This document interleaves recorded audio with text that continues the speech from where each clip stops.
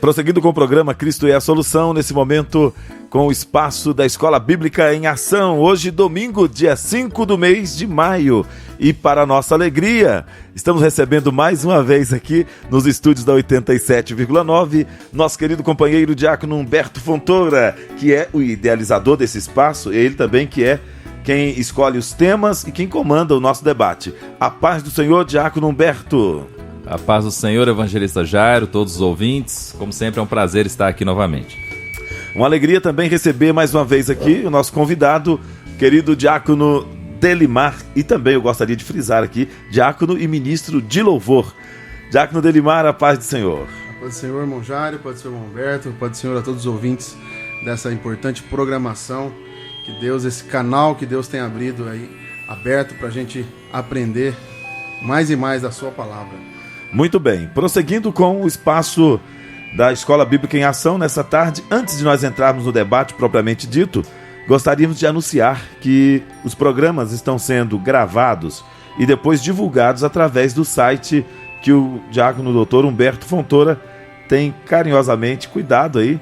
Eu gostaria que ele divulgasse para os ouvintes, que alguém de repente perde alguma coisa, quiser ouvir ou indicar para alguém, o site é www.ebdcatalão.blogspot.com.br. Fica mais fácil de você achar se você procurar EBD Catalão no Google. EBD de Escola Bíblica Dominical, né? Tudo junto. EBD Catalão, o primeiro resultado que aparecer vai ser o do nosso blog.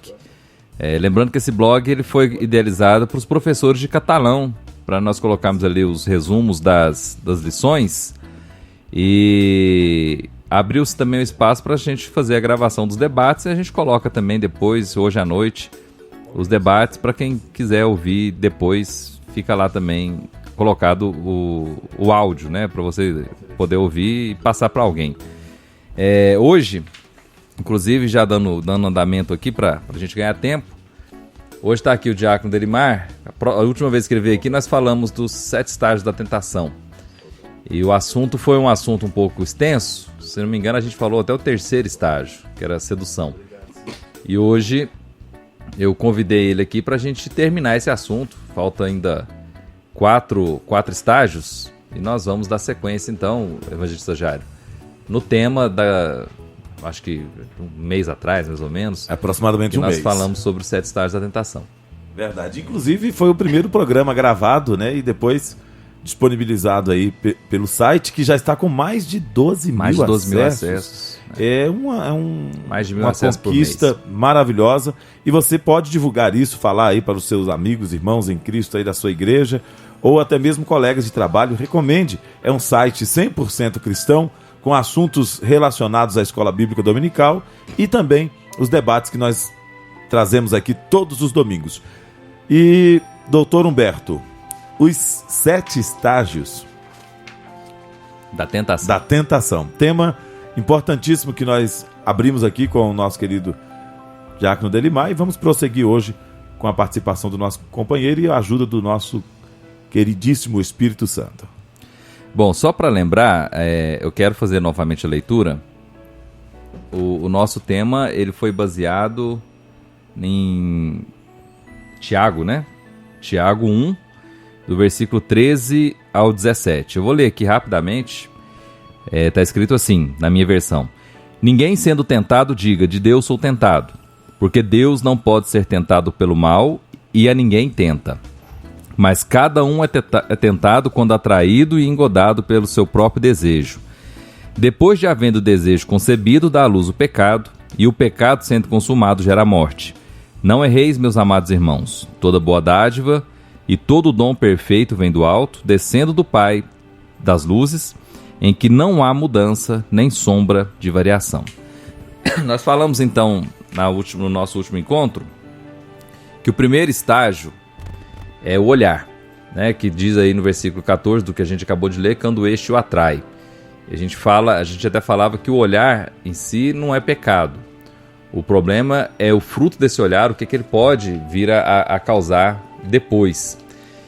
E o segundo estágio é a cobiça, né? Então primeiro se olha, depois se deseja.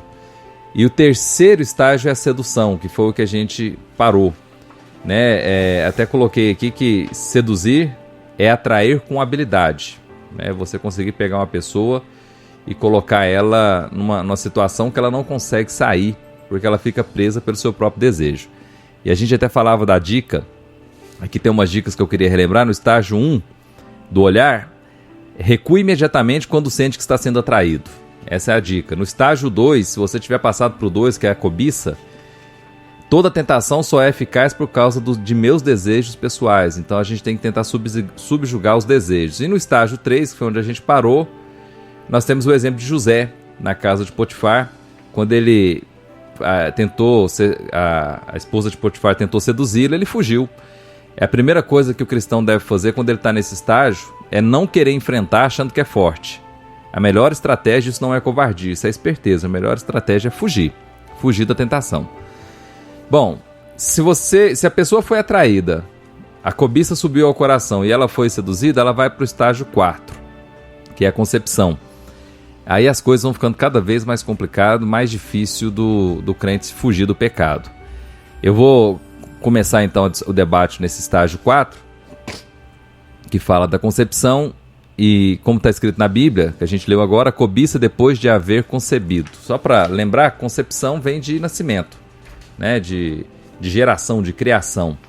Então no estágio 4, essa concepção é que aí sim a tentação ela é realmente concebida, ela começa a nascer para depois dar luz ao pecado. E aí eu coloquei aqui, ó, eu vou ler para a gente começar o debate. Há um abismo enorme entre nosso desejo e a sua satisfação por meio do pecado. Toda tentação tem apenas um objetivo: levá-lo ao pecado. Primeira tentação o atrai, então seu desejo responde. Depois seu desejo cresce com a sedução e finalmente concebe a decisão de pecar. Então aqui, Diácono Delimar, eu acho que até no estágio 3 praticamente não há pecado. Já há todo um preparo, né? O olhar, a vontade, a sedução, mas já no estágio 4 é onde a gente começa a conceber. Conceber, como eu falei, vem de gerar, vem de criar. E eu acho interessante essa frase, que o desejo, há um abismo enorme entre o desejo e o pecado. Uma coisa é às vezes você desejar e refrear aquilo, conseguir segurar. Outra coisa é você satisfazer o desejo do seu coração e aí você vir a pecar. Porque tem pessoas que pensam que a tentação é pecado, mas a tentação em si não é pecado, né? O pecado é ceder à tentação, não é isso? Isso, nós enfatizamos muito para os ouvintes que não teve a oportunidade de participar no último debate que a gente falou sobre esse assunto, né? Que a tentação ela é algo que é concernente ao ser humano, né? Ao cristão, seja ele quem for. E é algo inevitável. É inevitável e ela está relacionada exclusivamente ao nosso livre-arbítrio, né? Porque Deus não criou seres humanos robotizados para ele ficar lá do céu brincando com peças. Nós temos, o ser humano ele tem o seu livre-arbítrio. E com isso, com esse advindo do livre-arbítrio, é instituída uma tentação que é justamente pelo erro, pela natureza humana, que tendem a coisas que desagradam, que fogem dos princípios do Senhor. Então, enfatizando que a tentação em si própria ela não é um pecado, não é um erro, mas o simples fato de estar cedendo a essa tentação, né, meu querido Humberto? E como eu estava lendo aqui, a sedução, na verdade, é o elo entre o desejo e o pecado. Ela está ali no meio. A sedução, você deixar de ser seduzido, né? E essa sedução ela é alimentada. Então as pessoas têm que fugir daquilo que o seduz. Então, por exemplo, tem gente que acha que é forte e vai assistir um filme um pouco mais picante do ponto de vista erótico. Mas às vezes aquilo ali é a queda dele, né? É o que precisa para ele ser seduzido e começar a pensar em algumas coisas e até fantasiar e depois dar luz ao pecado por causa daquilo. Chamamos de estupim, né? É o estupim, isso. Às vezes é o que falta. É o pavio. E o interessante de uma discussão como essa, né, nós também comentamos muito na última oportunidade, é que a tentação também não está só ligada à parte de sexualidade, não está ligada apenas à parte de da pessoa ceder aquilo que foge do princípio da palavra do Senhor. E a grande importância, né, da gente estar discutindo todos esses passos aqui enfaticamente é que quando você conhece o caminho, aquilo que antecede, o caminho e o final e a consequência daquilo, é mais fácil da tua consciência, a tua razão aliada à força do Espírito Santo, você bloquear, você paralisar talvez algum desses estágios que algum ouvinte ou nós mesmos possamos estar convivendo no nosso dia a dia. Eu lembro que o Delimar, ele até falou, era época de imposto de renda. Isso. E aí tem uma questão. Essa questão da sedução, como a gente falou, que é tentar te seduzir com habilidade, é tentar transformar o erro em uma coisa justificável. Por exemplo, eu pago 27,5% de imposto para ir para o bolso do político que é corrupto, que gasta meu dinheiro roubando. Então já que ele rouba de lá, é justificável para mim comprar um recibo para tentar receber de volta a restituição maior, porque se ele rouba lá, eu vou tentar fazer daqui, quer dizer, tenta justificar. Isso fica martelando na cabeça, olha, não é pecado não, porque todo mundo faz. Seu dinheiro é usado às vezes em corrupção, o governo está com a mão muito pesada, você vai usar esse dinheiro para sua família, o que tem você comprar um recibo a mais para tentar ganhar uma restituição maior? Aí vem a sedução, você é seduzido por esse erro, acha que é justificável, a hora que vê está cometendo um pecado. E a gente... É fato, né, que nós estamos aqui discutindo isso, aprendendo junto, e estamos sujeitos a isso também. E quero aproveitar essa oportunidade, Humberto, e contar um testemunho justamente referente a imposto de renda. Que 2 semanas depois, quando eu fui fazer meu imposto de renda, eu tinha ali a oportunidade de colocar um valor que não era o coerente. Fui até Receita, confirmei, não, esse valor está na tua conta, pode fazer. Mas depois eu fui averiguar e ir mais fundo nisso, a empresa tinha lançado um valor equivalente. Equivocado. E que se de repente eu coloco na declaração e passa, talvez poderia acontecer de ninguém nem ver isso. Mas e se a gente não passasse, não era um erro seu, teoricamente era um erro da empresa. Um erro da empresa, mas fui atrás e é fato que a gente... isso bate na nossa porta e... Como ser humano, a vontade de ganhar vantagem, de ter um valor aquém daquilo que é o legal, bate na nossa porta constantemente. E se não vigiar, podemos ser obreiro, pastor, podemos ser o que for. Se não vigiar, tá a porta à brecha pro inimigo entrar. A gente até falou isso na última, a questão da sedução. Por exemplo, aparece um dinheiro na minha conta, fala, Deus abriu as portas, que benção. Não, tem que saber, eu tenho que investigar que dinheiro. Alguém depositou errado, o dinheiro não aparece em conta. Pois é, aí de repente alguém fala que foi Deus que abençoou. Então. E não foi, às vezes ele achou uma quantia em dinheiro. Quando você acha uma quantia grande em dinheiro, vamos supor que acha aí, igual aqui em Catalão aconteceu, não grande, teve um aí que achou não sei quantos R$1.000.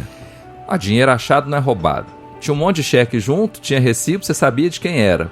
É igual aquele ditado também que ladrão... Não, dinheiro achado não é roubado. Quem rouba ladrão tem 100 anos de perdão. Você tem a obrigação de procurar a fonte de quem foi que perdeu esse dinheiro e devolver. Né? Tem gente que faz isso, que ainda tem a audácia de dizer que é Deus que está abençoando, que apareceu aquele dinheiro. Tá, aí eu pergunto, achou, sei lá, 2 mil, 3 mil, 5 mil, sei lá, 20 mil. A pessoa tem que procurar o dono, porque afinal de contas são um grande valor. E se ele achar R$50? A mesma coisa. E um troco errado. porque aí que tá, né? Às vezes as pessoas pensam, não, mas R$50, né? Perdeu. É descuido, né? Só que assim, é complicado essa situação. E aí nós temos que ir para a Bíblia. Que você não tem como devolver, realmente. Não tem. Então, não tem como. E na realidade, né? nós somos amparados pela palavra que o Senhor conhece a intenção do nosso coração. Claro. Então, você está numa via pública ali, uma rua que nada... né? E não igual uma vez eu achei um saquinho de... Agora você achou uma grande eu achei quantidade. Um saquinho de passe de ônibus, pacotinho de passe. Eu lembro mais ou menos que um pacotinho de passe, vamos supor, hoje custava R$48. Tinha um pacote de passe com a nota de 2. Eu fiquei pensando, alguém comprou com 50, pegou 2 de troco, pôs dentro do saquinho e perdeu na rua. Nunca achei. Eu era estudante e usei os passes. Claro. Né? Agora, uma você coisa... vai sair perguntando quem perdeu. Aí vai aparecer um monte de dono. Agora, tem situações que às vezes tem até o recibo ali de quem perdeu com o nome de uma empresa. Né? É fácil você investigar, então, mas tem gente que passa né? Passa batido nisso, cai nessa sedução, gera o pecado. E aí nós temos que ir para a Bíblia, que eu ia dizer aqui, Mateus 26, 41. Vigiem e orem. É uma versão mais moderna, porque em outras versões fala de forma diferente, mas o significado é o mesmo. Vigiem e orem para que não caiam em tentação. O espírito está pronto, mas a carne é fraca. Existem situações de oração que eu acho que ela deve estar inserida no nosso dia a dia. Esse é um dos pedidos. Porque, irmãos, falando aqui como ser humano, nós devemos lembrar de pedir a Deus para nos livrar da tentação. Lembrar de pedir a Deus. Porque pode surgir uma situação, aqui nós estamos falando como seres humanos, que às vezes nós não seremos capazes de evitar. E aí, pedindo a Deus que conhece, essa palavra mágica talvez desse debate. Deus que conhece a intenção dos nossos corações, sabe que nós não temos aquele desejo, nós não temos aquele né? O pecado já premeditado. Mas às vezes podemos nos ver em situação, e para essas situações de surpresa, aí entra o fator Deus que nos livra. Está aqui, é bíblico. Nós devemos orar e pedir a Deus para que nos livrem, porque espiritualmente nós estamos prontos. Isso é para quem não tem intenção, porque o sujeito que tem intenção, a oração, ele nem ora, né? Nem ora. Ele fica torcendo, se eu encontrar, depois, se eu encontrar, né? Se eu achar um pacotinho com...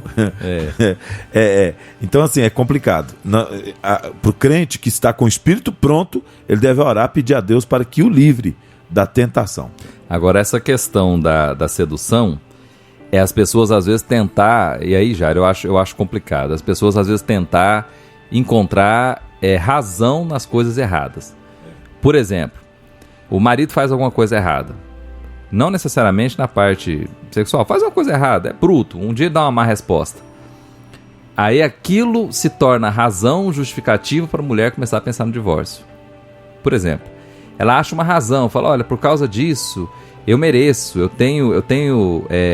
agora eu tenho justificativa, eu tenho porquê pedir a separação, porque ele fez aquilo comigo, eu não podia ter feito aquilo. Quer dizer, apaga tudo de bom que já foi feito antes, apaga toda uma história de relacionamento, se pega num ponto específico, que é essa sedução, de achar um gatilho, né? Achar um motivo justificado, falar, agora eu tenho direito, um pretexto, eu tenho direito a querer o divórcio. As pessoas às vezes se ligam numa coisa muito pequena. Como eu falei, o governo tem muitos políticos, não são todos, mas tem muitos políticos que usam o dinheiro do meu imposto de forma ilícita. Então eu tenho direito a pedir um imposto melhor. O meu patrão é muito enjoado, então eu tenho direito de fingir que trabalho quando ele falta. Ele falta, eu não vou também. Ou então finge que estou trabalhando, ele acha que eu estou porque ele me paga mal. Então as pessoas começam a ser seduzidas por esses pretextos. Então, e falando de pretexto, aí vamos entrar na área de casamento.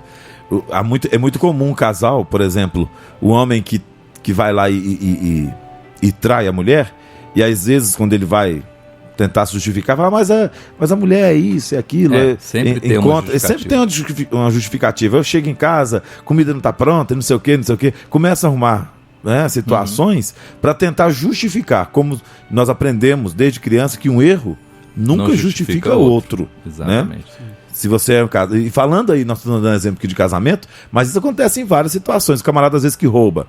Fala assim, não, mas eu roubei porque fulano de tal também. Ele é muito isso, é aquilo, né? Tem dinheiro demais, um empregado que rouba o patrão. Ele é isso, ele é aquilo. Mas isso é motivo de me tornar um ladrão? Né?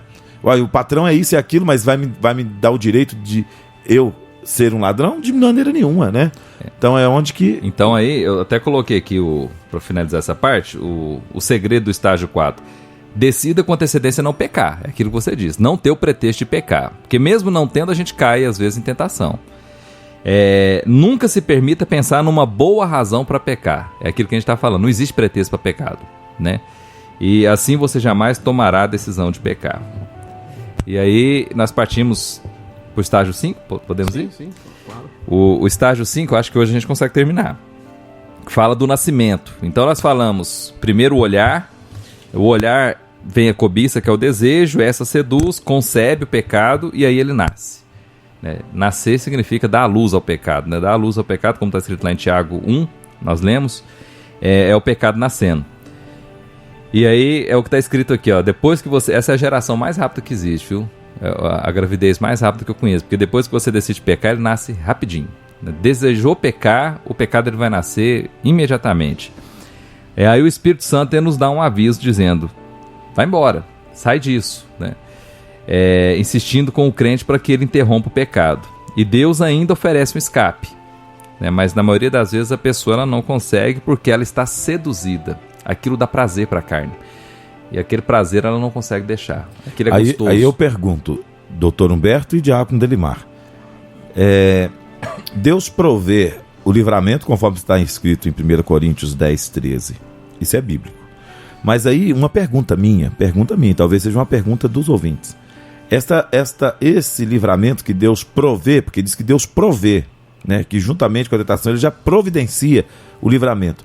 Ele providencia para aqueles que ele conhece, que não tem o desejo premeditado de pecar, ou aquele que está com desejo já premeditado, Deus nem se... Não, porque Deus já conhece o... Eu creio que para os dois. Eu creio que é o seguinte, quem tem o Espírito Santo morando, quem é crente, nós somos morada de Deus, né? Morada do Espírito Santo. O Espírito Santo ele dá discernimento para qualquer um. Eu duvido que tem crente, quem está me ouvindo aqui sabe do que eu estou falando, que quando vai fazer alguma coisa errada não dá aquele frio no estômago, ali no coração. Você sabe que está fazendo uma coisa errada. Consciência, né? Esse saber que está fazendo uma coisa errada, isso é o Espírito Santo te acusando. É o Espírito Santo te dizendo, olha, não vai para esse caminho, está errado.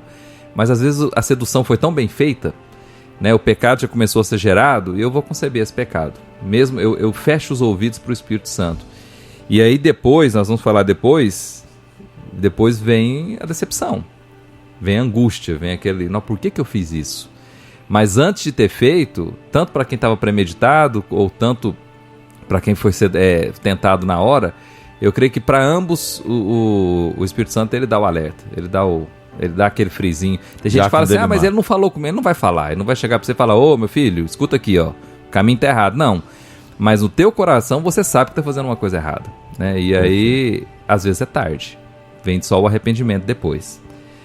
Delimar, tem alguma coisa na questão do nascimento? Eu separei aqui uma observação da passagem de Josué 7, a partir do versículo 1 até o 21, para a gente entender em que momento nós somos mais vulneráveis à tentação. Esse momento é o momento quando tudo vai bem. Uhum. E nessa passagem de Josué 7, até que os queridos que estão nos ouvindo quiser anotar e reler e meditar nessa passagem de Josué capítulo 7, foi um momento onde foi um episódio que aconteceu após uma grande vitória do povo de Israel. Então, ou seja, quando tudo vai bem na nossa vida, dinheiro na conta, saúde, tudo bem, é dos momentos mais que nos tornamos mais vulneráveis a ceder uma tentação. Nesse caso de Josué 7, existia ali um soldado fez com que o povo de Israel todo se padecesse, porque Deus tinha dito, olha, vai lá, mata todo mundo, mas não pega nada, nem toca em nada, e simplesmente destrói aquela nação e toma posse da sua terra. Mas um soldado apenas, depois da guerra vencida, de ter vencido aquela grande batalha, ele foi seduzido por uma mina de ouro, por um pedaço de ouro, e acabou pegando aquele ouro e colocando dentro da tua tenda, e isso fez com que Deus aborrecesse aquela atitude. Então, talvez você pense, mas em que momento eu me torno mais suscetível, mais vulnerável? É quando tudo vai bem. Se a gente está passando uma luta, aí a gente tá joelho no pó, é jejum, é oração, pede pastor e anda na casa e anda com o pastor, vai para a igreja todo dia. Mas se tá tudo bem, dinheiro na conta, carro zero, meu bem, tome cuidado. Esse é o momento. E aí eu tenho algumas observações que a gente pode se notar quando se retrata pecado. Primeiro dela, podemos ser tentados no meio de uma vitória ou após uma vitória. Exatamente. Raramente nós somos tentados quando estamos dentro de uma luta. Mas depois que chegou a vitória, tá tudo bem? Tome cuidado nesse momento. Uma analogia a isso seria o soldado no meio de uma guerra. Claro. Ele não baixa a guarda. Jamais. Se tiver no meio da luta, nem dormir direito você dorme. Um mosquitinho fez um barulhinho na hora do sono, ele acorda já com a arma na mão. Então na luta não é um momento bom para ser tentado, e Satanás sabe disso, porque você está ligado com Deus o tempo todo.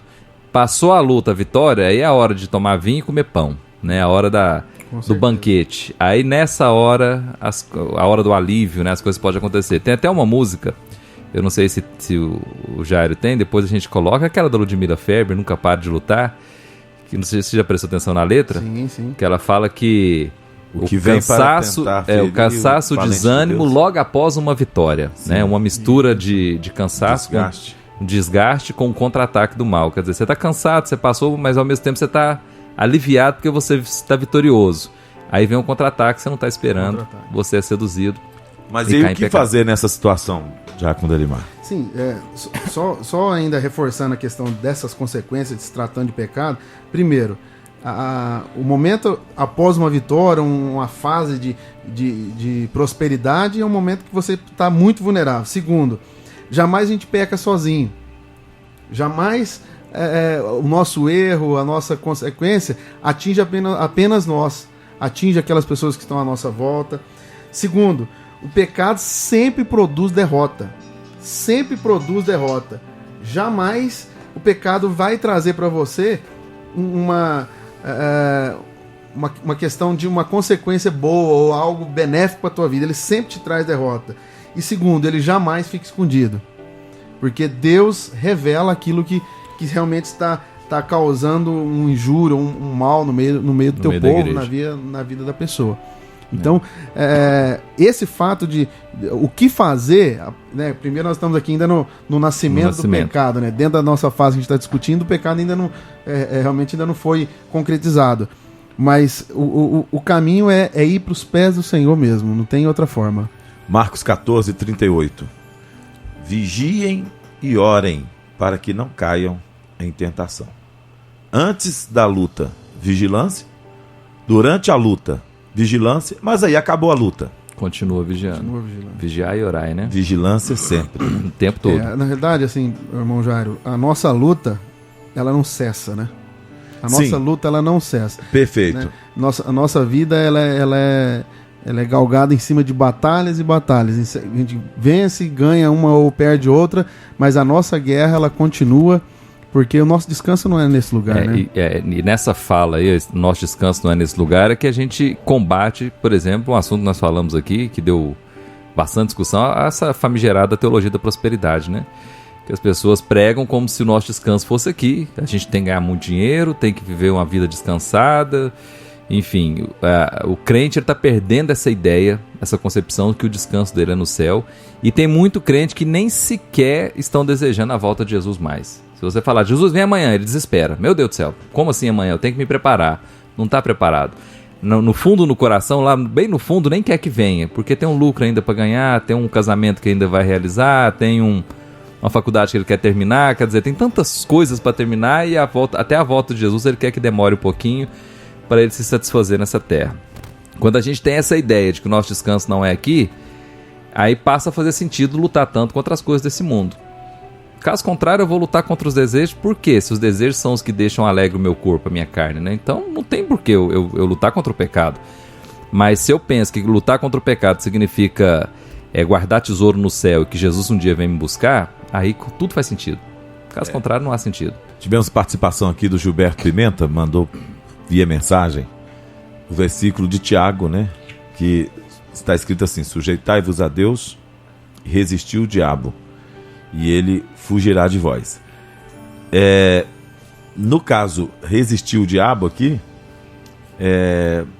está dizendo de nós ter resistência, né? Nós vamos, eles vêm com ameaças, com injúrias e tudo, nós vamos resistindo aos pés de Jesus. Agora, voltando lá no assunto que nós abrimos o debate nessa tarde, que o diácono Berto falou, quando se trata de tentação, nada de resistência, meu amigo. Caia fora. Fuja, né? É muito importante essa colocação desse irmão que participou conosco. Sim. Mas nós também, no outro programa, nós diferenciamos que nem sempre tentação está ligado com o diabo, não. Isso. Tá? Tentação, maioria das vezes, está ligado com o teu eu, a natureza humana, pecaminosa, fruto lá do erro de Adão, que está implementado no nosso caráter. E ela tem várias ramificações. Com certeza. Né? Tem na área do dinheiro, que é uma tentação terrível. Tem a área do poder, da luxúria. Isso. Né? Da pessoa que tem aquelas pessoas que ela é fascinada pelo poder, pelo holofote, quando assume pela o poder, fama. Muda totalmente. Precisar de matar, ela mata. Se precisar de mentir, ela mente. Puxar precisar de puxar o tapete, ela puxa. Trair, ela trai. Não, e nós discutimos muito isso hoje na escola dominical, que para mim uma das lições muito importantes, acho que... Autoridade, não, né? Precisava ter... Respeito à autoridade. Tinha que ter uma revista só disso, só né? dela, né?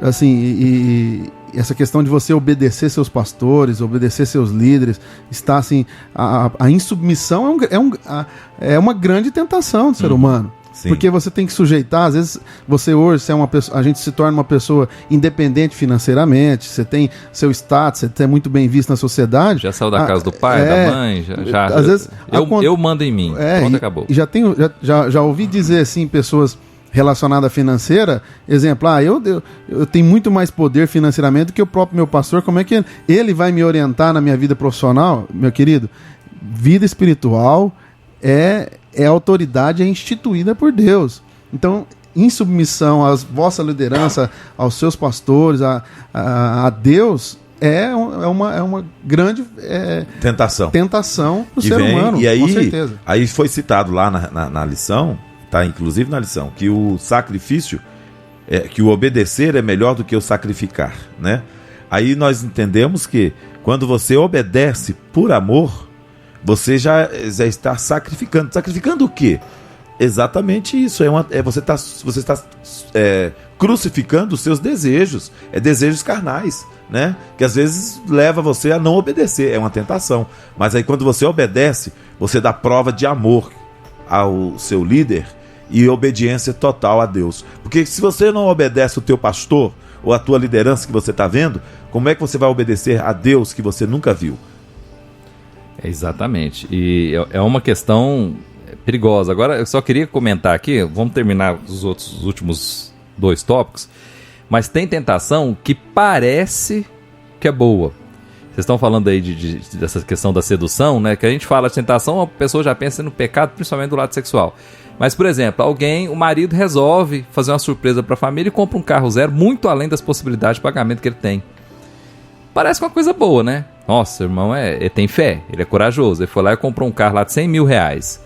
Aí, a hora que vier as prestações, que não tiver como pagar a escola do filho, a compra do mês começar a ficar comprometido, o aluguel começar a atrasar, o carro está na garagem. A família desestrutura, a esposa fica nervosa, os filhos ficam revoltados porque não consegue comprar uma roupa que lançou, que ele queria, e de repente cria uma situação tão complicada na família por causa que ele foi seduzido na compra de um carro, de uma propaganda que ele viu que estava além das possibilidades financeiras dele. Então até nisso, até para comprar alguma coisa, o crente tem que ter discernimento se aquilo serve, se aquilo vai ser bom para sua vida, para a família, e se ele tem condição de pagar, né? Isso também é importante a gente falar aqui, porque isso também é uma tentação, não deixa de ser. A propaganda existe para te tentar a comprar. Às vezes você compra um negócio que você nem precisa. E se todo mundo começar a olhar em casa agora, vai achar um monte de coisa que comprou e que não precisava. Mas comprou pela sedução, pela propaganda, né? E aí a nossa discussão vai caminhando e Deus vai colocando assim os argumentos. É muito, muito interessante. Olha o que diz essa relação aqui referente aos enganos e pecado. Nós discutimos da última vez muito o caso de Davi e Batseba lá, né? Do momento lá que nós discutimos no outro programa. E aí o primeiro tópico ele diz o seguinte: o pecado vai levá-lo mais longe do que você quer ir. Ou seja, Davi jamais imaginava que aquela atitude dele se entregar aos braços daquela mulher, ele ia ter que mandar matar o seu esposo, ia causar todo o reboliço que teve que causar, né? Segundo, o pecado vai retê-lo mais tempo do que você quer ficar nele. Ou seja, as consequências que o pecado traz na tua vida, às vezes você tenta sair, era uma coisinha, era um iceberg, né? Você vê só ali a cabecinha do gelo por cima, mas você nem imagina as profundezas que está uma atitude como essa. Outra, e o pecado lhe custa muito mais caro do que você mesmo quer pagar. Nesse fato, Davi perdeu, né, seus filhos, perdeu realmente, feriu guerra, né? O relacionamento com Deus, o povo foi, a sua reputação foi ferida em função de uma atitude daquela. Então, o pecado é um puro engano mesmo, não tem... O estágio 6, que fala do crescimento, até fala sobre isso que você disse, que o crescimento, como diz lá em Tiago, e o pecado uma vez consumado, né? Depois não vamos falar que ele gera a morte. O pecado, aí está escrito aqui que todo pecado cresce. A gente podia usar aqui uma outra analogia, que a vida, não sei se estou inventando isso agora, mas que a vida de fé, a vida espiritual é como se fosse uma orquídea. É uma flor bonita, mais frágil. Ela tem que ser bem cuidada. O pecado é uma erva daninha. Aonde cai, cresce. E cresce de uma forma desordenada, como você disse. Cresce tão rápido que cresce mais do que a gente queria que ele crescesse. E a hora que você vê, tomou conta de todo o seu jardim, você não consegue mais saber o que é jardim e o que é erva daninha. Então, até que tá aqui no meu resumo, que se você se entrega à ira, ela cresce. Se você se entrega à cobiça, ela cresce. Se você se entrega ao amor ao dinheiro, ele cresce. E às vezes ele vai te cobrar um preço depois, esse crescimento é tão grande, que você não vai conseguir sair dele. Então o pecado, na verdade, ele não se satisfaz por um pecado só. Às vezes romper a barreira do pecado, ela demora. Porque a pessoa ela tem uma certa resistência, ela segura até quando dá. Rompeu, meu filho, acabou. É igual namoro. Aí eu vou levar para esse lado, porque pode ter jovem ouvindo. O namoro, enquanto ele está santo, é uma bênção. Uma vez que avançou o sinal ali, em qualquer sentido que seja, permitiu uma vez, para você manter esse namoro santo depois disso, é muito mais difícil. Porque você quebrou aquela barreira da santidade ali. Você foi seduzido, permitiu ir um pouco além. Aí a questão do roubo. Você tem a oportunidade de roubar. Quando a gente fala roubo, é o que o Jairo disse aqui agora, o evangelista Jairo. É porque o patrão é rico, não tem problema, nem vai ver isso, né? Uma certa vez eu tive uma funcionária na minha casa que ela estava sumindo dinheiro da bolsa da minha esposa, e minha esposa ela é bem controlada, eu sou relaxado com isso, mas ela falou, olha, sumiu 2 notas de R$2. Eu falei, não, mas você vê isso? Ela, eu vi, porque sumiu e tal. Aí, e se fosse eu, não vi, eu sou meio relaxado com isso. Aí um dia eu falei, vou fazer o seguinte, eu tinha um computador, eu deixei ele com a tela desligada, mas gravando. De manhãzinho eu acordei antes dela chegar, deixei gravando. Foi na primeira gravação. Ela abriu a bolsa, escolheu as notas menores, tirou, colocou no bolso, fechou, deixou a bolsa no mesmo lugar. Aí a minha esposa chamou, conversou, ela ficou toda arrependida e ela se diz cristã. E aí disse, eu fiquei sabendo depois que lá na igreja ela falou, olha, eu fui humilhada, que eu fui mandada embora de uma forma humilhante, mas o que é dele está guardado, Deus ainda vai me vingar. Eu fiquei pensando, como é que ainda tem coragem de falar isso na igreja? Né? Foi mandado... Não, porque ela só contou... Ela só contou... mas ela não contou. Que... Talvez ela tinha aí na é outro ideia defeito isso, também do ser humano, né? Que se ela chegasse e falasse a verdade, né? Talvez os irmãos entenderiam. Mas porque, irmão, uma fraqueza. Eu fui lá, abri a bolsa, peguei umas notinhas, né? Talvez mas talvez ela até tenha isso na mente. Falar pra eles não fazia falta, pra que fazer aquilo? Mas não é dela, né? E como se diz, a pessoa às vezes ela fica, um pecado gera o outro. Quem começa a pegar uma notinha de 2, de 3, um abismo 3 não existe, né? Uma notinha de 5, um abismo chama outro, e de repente ele começa a fazer coisas piores, e a hora que vê, tá envolvido aí com coisas grandes e vai passar uma temporada boa na cadeia. E aquele negócio que eu não entendia quando eu era menor, mas depois que eu fui entender que onde passa um boi, passa uma boiada. É a verdade mais dura, né? E toda vez que o homem pensa em navegar para longe de Deus, o diabo sempre terá pronto para ele um barquinho, né? Quando a pessoa pensa em navegar para longe de Deus, ou seja, a tentação é mais ou menos isso. Se a pessoa decidir embarcar, ele vai ter todas as ferramentas que ele precisa. Incrível isso, gente.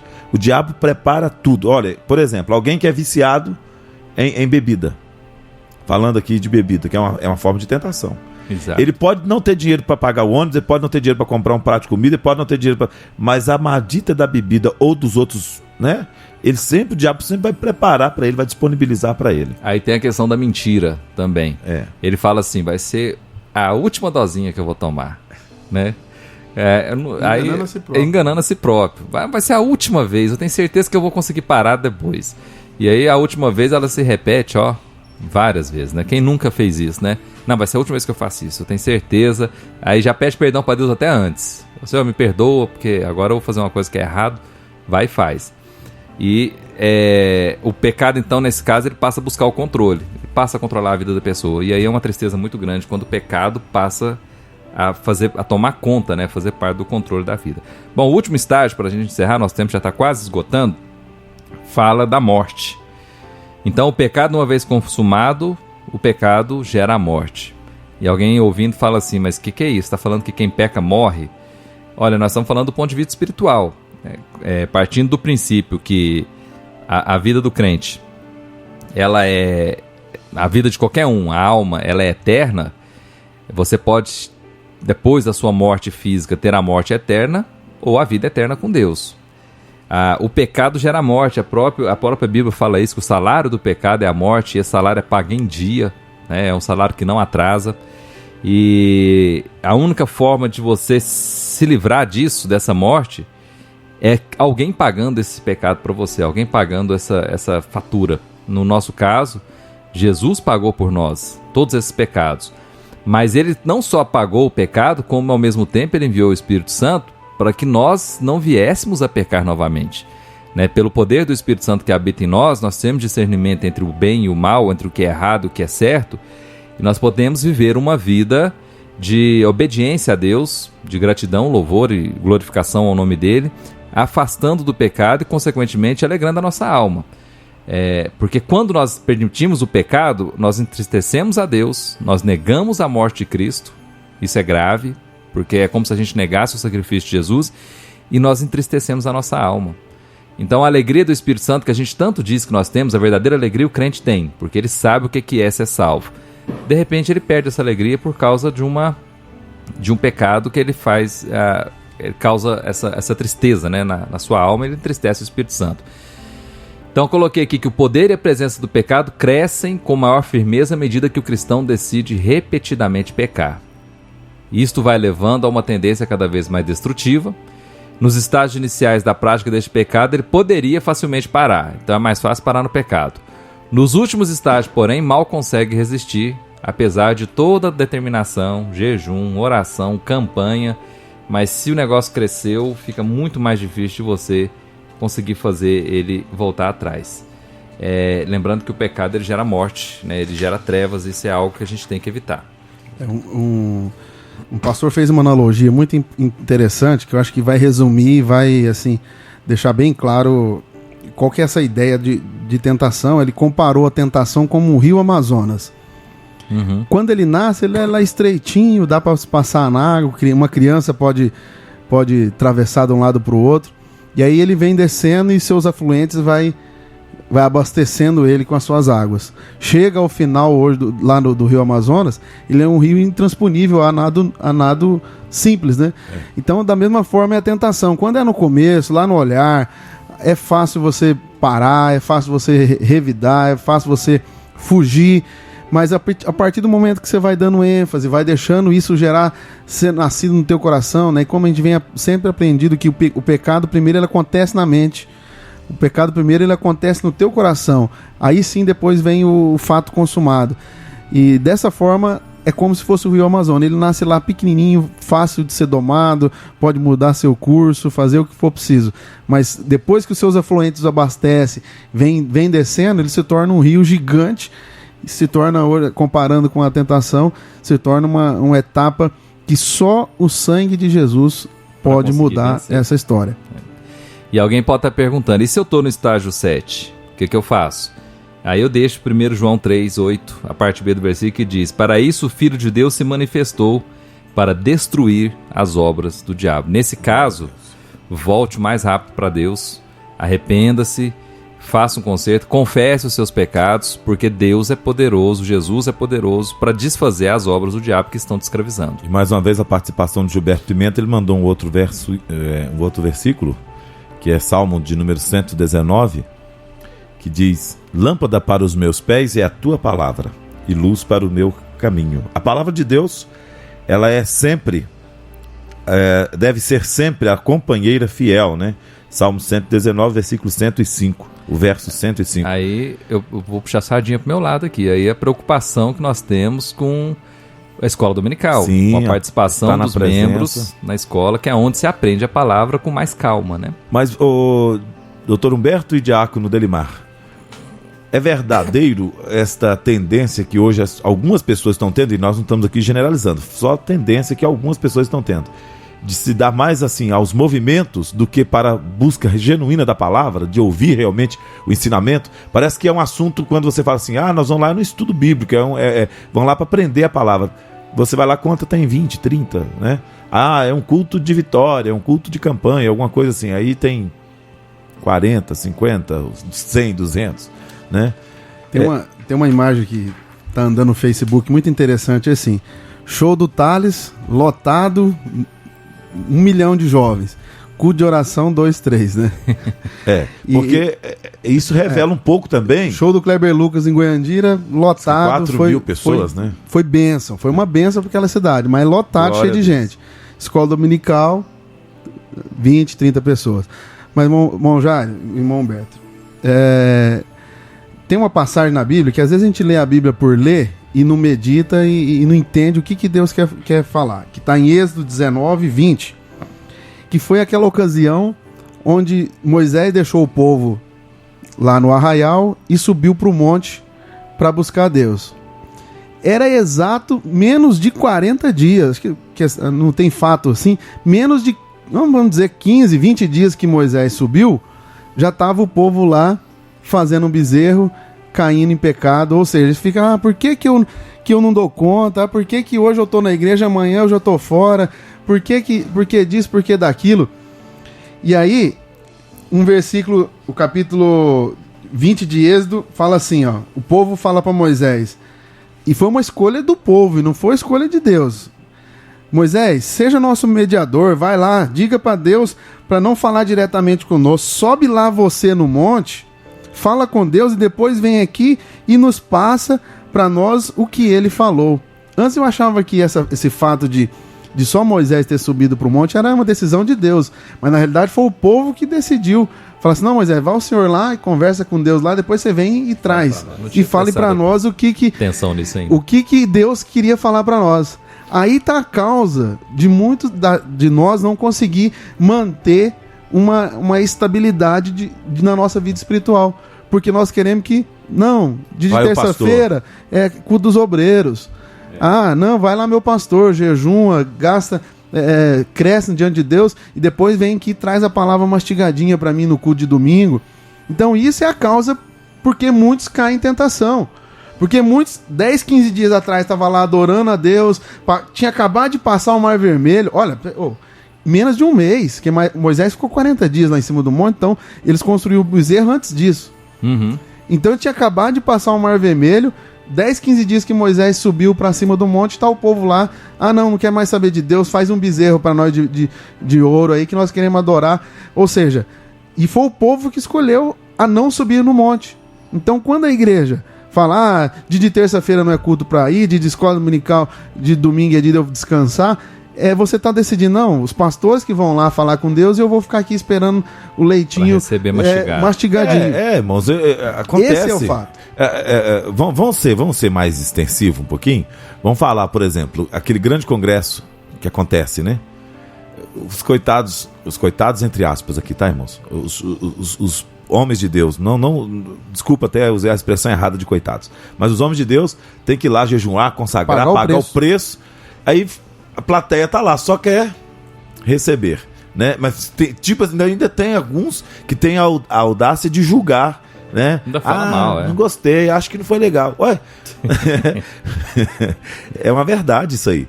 E aí, trazendo para os nossos dias, acontece exatamente também. Eu não tinha percebido por esse ângulo aí. É por isso que a palavra de Deus é fantástica, porque ela traz a revelação, né? Vivemos essa tendência, né? Já tem lá o diácono Humberto, ele é uma bênção, glória a Deus, como Deus usa o Humberto, né? Mas tem o diácono Delimar, que quando canta, que bênção que Deus opera na igreja, né? Mas e o preço, né, que esses homens pagam? O nosso pastor presidente, gente, mas que bênção que é o pastor Eurípides.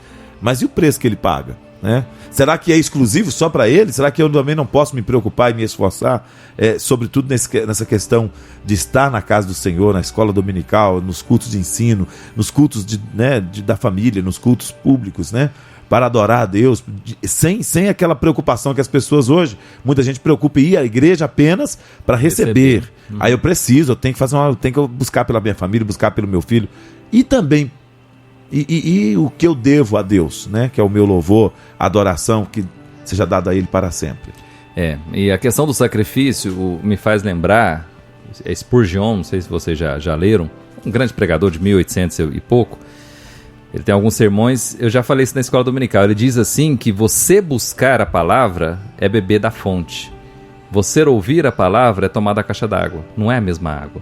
Então você buscar a Deus é você ir lá na fonte e beber aquela água pura. Você foi. Você receber a palavra pronta que alguém trouxe, essa água ela vem com alguma sujeirinha, com alguma poeirinha, alguma coisa. Ela não é água pura mais. Então é diferente você simplesmente viver da palavra dos outros do que você realmente buscar a Deus. Agora, buscar a Deus se busca em sacrifício. Eu nunca vi alguém falando assim, nossa, que bênção, hoje a gente vai orar 2 horas, estou feliz demais, né? Porque meu corpo está alegre. Não, seu corpo está triste, que vai doer o joelho, vai ficar uma posição... Só que a sua alma, sim, essa vai ficar alegre. Mas o corpo, ele reclama. Buscar a Deus, acordar cedo no domingo, do ponto de vista da carne, parece que é algo incoerente. É o dia que eu tenho para dormir até mais tarde. Mas para sua alma, é um momento de maior alegria. E aí eu tenho uma preocupação aqui, evangelista Jairo, eu queria até aproveitar a oportunidade. Quem tem filho, eu não consigo entender um pai que não leva o filho na escola dominical. Ele pode se arrepender muito depois. Quando esse filho estiver adolescente, ele pode se arrepender demais, mas aí pode ser que seja tarde. A pessoa não entende a eficiência da Bíblia quando ela fala da lei da semeadura. Pode ser que o filho indo na igreja, mesmo assim, se torne rebelde depois. Pode ser, a gente não sabe o que o filho... porque ele é uma criança que vai ter um livre-arbítrio depois quando for adulto, mas é um conselho que Salomão dá. Aquilo ali não é a profecia, mas Salomão ele dá um conselho: ensina a criança no caminho que quando ela crescer, provavelmente ele não vai se desviar dele. É um conselho que Salomão dá. E tem pai que não consigo ver isso em pai. Não, eu tô cansado, fica lá assistindo corrida, né? Vai assistir Fórmula 1 de manhã, o menino às vezes... Tem criança que às vezes, um dia um pai até falou pra mim esses dias, não vou falar quem é o pai não, mas ele falou assim que ia na escola dominical, o filho perguntou pra ele, falou assim, papai, o que é escola dominical? Aí, como se diz, né, investe nessa criança, porque com certeza ela vai ter conhecimentos ali que quando ela crescer, ela vai ser uma criança mais madura espiritualmente. Agora, vamos fazer justiça, né, evangelista Jara? A nossa escola dominical na sede tá uma benção. Glória a Deus. Tá uma benção. Sobretudo nesse departamento aí que você está dizendo, que é uma preocupação muito grande para os nossos dias, que é as crianças e adolescentes. Temos salas específicas de adolescentes, que não é comum em todas as igrejas, nem todas as igrejas têm a sala de adolescentes, embora todas as igrejas tenham adolescentes. Mas nem todas têm essa preocupação em colocar a sala do juvenil, né, dos juvenis ali para funcionar. E nossa igreja tem, pela graça e misericórdia de Deus, a sala dos jovens, a sala dos adolescentes, e aí nas faixas etárias das crianças divide, né? Divide as idades certinhas, para estimular, para causar um estímulo. Hoje, pela parte da manhã, por exemplo, nós vimos ali nos olhos das nossas crianças a alegria que elas têm, gente, de compartilhar, de aprender, de chegar lá na frente do templo e depois apresentar aquilo que se aprendeu, mesmo que é do jeito delas. Às vezes muita gente julga, mas a criança faz muita bagunça. Não, é o jeito delas aprender, é o jeito delas viverem, né? Mas estão fazendo na casa do Senhor. Meu pai uma vez foi me corrigir, porque eu estava fazendo bagunça na escola dominical, e meu pai era porteiro, então ele ficava andando, né? Ele chegou lá na salinha, eu estava fazendo... claro, criança, quanto mais o meu jeito. Meu pai foi lá dentro da sala me corrigir. E embora no interior do estado da Bahia, muita gente, pessoal muito simples, né? Mas a professora corrigiu meu pai falando assim: ele está fazendo bagunça, irmão Jesuíno, mas está fazendo bagunça aqui na igreja, né? Preocupação seria se ele estivesse fazendo bagunça lá fora, ou ficasse em casa fazendo bagunça em casa. Então, assim, meu filho é muito... Tem gente que tem essa desculpa, irmão. Eu tô falando aqui porque tem gente que usa essa desculpa. Não vou levar meu menino não, porque eu tenho vergonha, faz muita bagunça, né? Tem gente que tem usa esse argumento, né? Não vou levar não, porque ele é muito custoso e faz muita bagunça. Leve seu filho, irmão. Leve seu filho, irmão. Não se preocupe com isso. Ele é criança, né? Mesmo que às vezes ele tenha um comportamento diferenciado dos demais, mas... leve ele. A própria convivência altera até o comportamento. Eu assisti uma palestra da Cris Poli, né, que é a Super Nani, que ela também é evangélica. Em cima desse versículo, ensina a criança no caminho, e a palavra está escrita no, quer dizer pegar na mão e ir junto. Não é ensina o caminho, vai lá, o caminho é aquele lá. Não, é andar com a criança no caminho, junto, questão. Pegar na mão e ir junto. Tem pais que chegam de manhã, deixam o filho e volta a hora que acaba a escola. Ele não está no caminho. Ele não tá junto. Ele tá mostrando o caminho. Tá mostrando o e pode ser que ele se desvie lá na frente, né? Ele não siga ali o caminho. Bom, nosso tempo já acabou. Quero agradecer o Diácono Delimar por mais essa participação. Mais uma de muitas, viu, Delimar? Com certeza. Nós teremos outras oportunidades. E aqui eu quero aproveitar para fazer aqui o convite. Lá na sede hoje é culto de jovens. Vai ser um culto abençoado, vai ter a presença dos cantores, que agora me falha a memória, não sei se o Jairo vai saber falar, está atendendo o telefone ali, mas teremos cantores de fora ali participando. Além disso, nós teremos o culto infantil. É culto de jovem, não tem culto? Tem culto infantil. Tem pai que acha isso também, culto de jovem é do jovem, eu não preciso ir. Não, vai, leva os seus crianças, nós teremos lá 3 salas de culto infantil, com as professoras já específicas para cada sala, desde os pequenininhos até os maiores. A gente estendeu até 11 anos agora o culto infantil. E vai lá que vai ter um culto específico para essas crianças. Leve seu filho, participe do culto dos jovens ali em cima, deixe seus filhos ao nosso cuidado. No fim do culto, você recebe as crianças de volta com o aprendizado deles específicos. E olha, eu te garanto que se você levar as crianças no culto infantil, ela não vai querer faltar um domingo na igreja. Com certeza.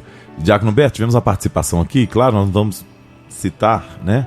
Mas uma irmã ligou, querendo saber se ela é de uma outra denominação, se ela pode levar as crianças para participar da escola dominical com a gente, lá nos domingos pela manhã. É claro que não há nenhuma intenção, nunca houve, na parte da nossa igreja, convidar, né, pessoas de outras denominações para passar para a nossa igreja. Não há necessidade disso. Mas se na igreja que você faz parte não tem esse departamento, às vezes não tem a escola bíblica para as crianças, pode levar na nossa igreja sem problema, nós não temos essa restrição. E às vezes a pessoa está nos ouvindo, não é evangélica, ou às vezes a avó é crente, mas às vezes a mãe dos filhos, das crianças, que às vezes é filha ou filho, não é, né? E tem essa preocupação, a irmã é crente, tem essa preocupação de tentar levar. A Bíblia fala lá de Timóteo que tinha sua avó que cuidava dele na fé, né? Então pode levar, irmã. Nós vamos atender, receber sua criança lá com o maior carinho. Inclusive os amigos, né? Também, isso. Às vezes é vizinhos, conhece uma família, e às vezes os filhos estão ali naquela fase, né? Que é a fase melhor da vida, né? Da aprendizado. Então a mente é campo fértil para isso, né? Quer levar, irmão? Pode levar, que vai ser muito bem recebido, vai ser tratado, não há nenhum constrangimento. De forma alguma.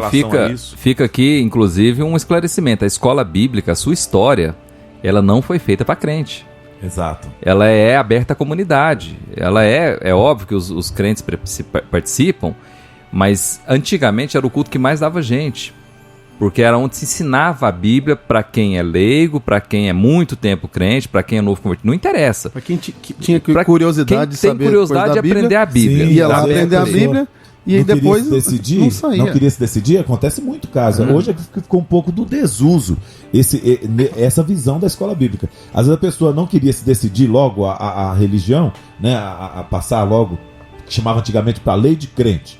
Eu não queria passar logo, mas queria conhecer. Passar para crente. O caminho era a escola dominical. Ele ia pelos domingos de manhã, até por causa da concorrência. Antigamente o católico, ele tinha o hábito de ir à missa. De manhã. Ao invés dele ir à missa, ele ia para a escola dominical para ouvir. E ele ouvir a palavra. Irmãos, é fantástico essa visão, porque a Bíblia diz que a fé, ela vem pelo ouvir. Ouvir a palavra de Deus. Então, os irmãos que nos ouvem, os amigos que nos ouvem, quiser participar, não só as crianças, mas qualquer faixa etária que quiser participar com a gente. Todo domingo às 9 horas da manhã. É aberta a todos. Nós estamos ali para receber qualquer um, né? Fica aí o nosso convite. Nosso tempo acabou. Sim, reforçando aí, claro. Já agradeci o culto aqui dos jovens hoje à noite, com certeza será uma bênção. Vai ter uma dupla. Eu esqueci o nome da dupla. Jefferson e Denise vieram da cidade de Uberlândia, já estão morando em Catalão, vai estar cultuando conosco hoje. Que benção. Ali no Templo Sede. Agradecer aqui a presença do Diácono Delimar, essa simpatia de pessoas, né? Também o doutor Diácono Humberto Fontoura, parabenizar mais uma vez pelo excelente tema, né, dessa tarde. Eu tenho certeza que foi muito proveitoso, falou muito aos nossos corações. Eu tenho certeza que Deus também falou ao coração dos nossos ouvintes. Irmão Jairo, eu queria só fazer uma colocação sobre esse assunto que nós falamos do povo de Israel que não quis subir no monte. Só quero lembrar assim, que nós devemos se tornar independentes dos nossos pastores, independentes dos nossos líderes. Nós somos submissos à liderança deles, à ordenança deles. O que a ideia que essa palavra pode nos trazer é que para que você, como pessoa, tenha o seu momento, a sua experiência, a sua intimidade com Deus. Sim. Você pega a tua Bíblia, entra no teu quarto. E aí tem uma frase aqui que eu gostaria muito de ler. As pessoas hoje estão muito acostumadas com a liberdade religiosa, de explanação que está tendo. Mas essa pessoa aqui fez um comentário que eu achei muito importante. Com o decorrer dos dias, daqui uns dias, nós seremos proibidos de pregar em público. Fecharão as igrejas que pregam contra o sistema, contra o aborto, contra a homossexualidade. Tirarão os programas de TV das suas programações. Deletarão os blogs, os vídeos do YouTube. Proibirão publicação de livros e tudo que fala a verdade. Prenderão os pastores nas cadeias. Aí a pergunta é: como a igreja irá sobreviver? Quem irá se manter firme? Então hoje, né, com a liberdade que nós temos, tá tudo muito bem. Mas se chegar um momento que tudo isso for nos cortado, for impedido de fazer, como tá a nossa vida íntima com Deus, teu relacionamento com Deus, para você vencer suas tentações? Porque aí assim, né, em hora de guerra, de perseguição, aí esquece tentação. Ninguém fala em problema de sexualidade, ninguém fala de dinheiro, ninguém fala de nada, porque aí tá a briga, né? Aí tá a perseguição, tá a luta ferrenha. E aí onde tá a tua fé? Onde está a tua convicção, o teu caráter? Não abro mão de Deus, não abro mão da palavra, porque eu sei que Deus tem promessa para mim. E isso é o que nós precisamos estar aliançado na palavra para vencer as nossas tentações, ser submisso aos nossos pastores, nossos líderes, porque se chegar um tempo como esse que eu li agora, nós vamos estar amparados pela palavra e pela promessa do Senhor na nossa vida. Perfeitamente. Deus abençoe, Diácono Delimar. São 16 horas e 18 minutos. Deus abençoe mais uma vez, Dr. Humberto. Domingo que vem tem mais. Domingo que vem é a vez do pastor Antero dos Santos, vai estar aqui conosco. O outro domingo vai ser o fim de semana da Festa das Irmãs. Não sei se nós teremos aqui o espaço da Escola Bíblica em Ação, mas fica aqui o nosso muito obrigado a todos que nos ouviram. Na sequência nós estaremos tocando algumas canções ao estilo da viola cristã. Não vai dar para tocar muita coisa, já temos alguns pedidos, mas